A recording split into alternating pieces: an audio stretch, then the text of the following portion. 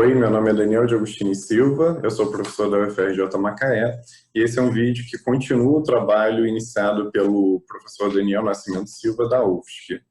O professor Daniel está traduzindo e legendando os vídeos do Jan Blomert, que é um pesquisador que tem feito algumas publicações de vídeos sobre fenômenos da linguagem na contemporaneidade. Esse vídeo em particular é sobre o conceito de intertextualização. Esse conceito aparece pela primeira vez num artigo de Richard Bauman e Charles Briggs, em 1990, e foi traduzido para português em 2006 e publicado na revista Ilha, revista de antropologia. O conceito de intertextualização e os conceitos relacionados descontextualização, reintertextualização e recontextualização dizem respeito à circulação de textos e a forma como eles vão sendo transformados conforme eles são levados de um lugar a outro. Como a cada movimento textual, eles encontram novas audiências que participam de forma ativa da construção dos seus sentidos, cada movimento textual envolve uma recontextualização. Esse conceito foi publicado pela primeira vez nesse artigo e foi solidificado numa coletânea organizada pelo Michael Silverstein e Greg Urban em 1996, chamada The Natural Histories of Discourse. E foram esses dois autores também, o Urban e o Silverstein, que organizaram os grupos de trabalho que deram origem ao conceito antes até da publicação do Bauman e do Briggs. Fiquem agora, então, com o vídeo do professor Blomert sobre intertextualização. Intertextualization. It's a notion that became widespread, so to speak, in the first half of the 90s. And its origins are within linguistic anthropology. Michael Silverstein and his associates developed it. It's a notion that we have to connect in some way to intertextuality.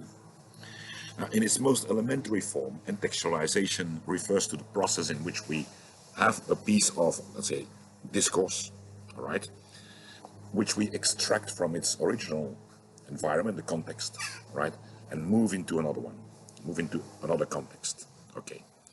Now, very often this is seen as replication, like repetition, but the argument made by like Silverstein and the others was no. There's a lot of stuff that happens there because moving a piece of material text from one environment, a context, into another, basically reorganizes the entire indexical world within which that new piece of text is being placed, right?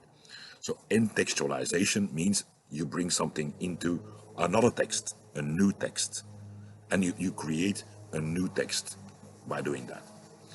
Now let's give the example of a thing academics do all the time, the example of citation, right? So we write an article, we write a book, and we have to cite other authors. We quote, for instance, a fragment from, I don't know what, Freud. Okay. And in our article, that particular fragment from Freud is very important.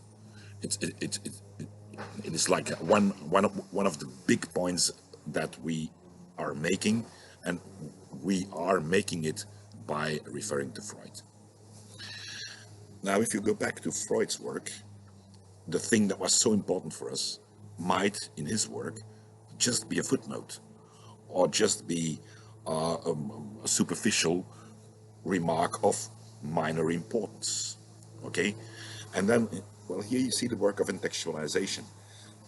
A relatively unimportant fragment from one text, due to being moved into another text, acquires a completely different meaning and value, right? It becomes very important, right? And this is where we see that repetition, right, is never really repetition. So whenever we repeat something, we create something entirely new, right, due to the sheer fact of repetition. And in that sense, contextualization makes us aware of the fact that whatever we do, whatever we say, whenever we use the voice of another, in what looks like just reiteration of that voice, we do something entirely different. And just to conclude with one more example, take retweets. For instance, a tweet by President Trump gets retweeted 65,000 times. The idea very often is that, oh wow, you know, these are 65,000 repetitions of the same tweet. Well, no, they are 65,000 re-contextualizations of that particular tweet, in the sense that when I retweet a tweet by, say, President Trump, I extract the tweet from his network, okay, of followers on Twitter, and I bring it into mine. So in other words, I create a completely different audience, for it. I bring it into a totally different speech network, okay? And while of course his tweet might be understood as good news, you know, for him and for a number of his followers, I may retweet it in a very critical way. So in other words, also reverse the entire indexical arrow of the tweet from very positive to very negative. Okay, so retweeting, while it looks like a mere act of reiteration, of circulating exactly the same thing, no, it never is. It is changing the thing. Okay, you change by repeating it, by retweeting it. You change it. It's in a new context. It's being re-contextualized.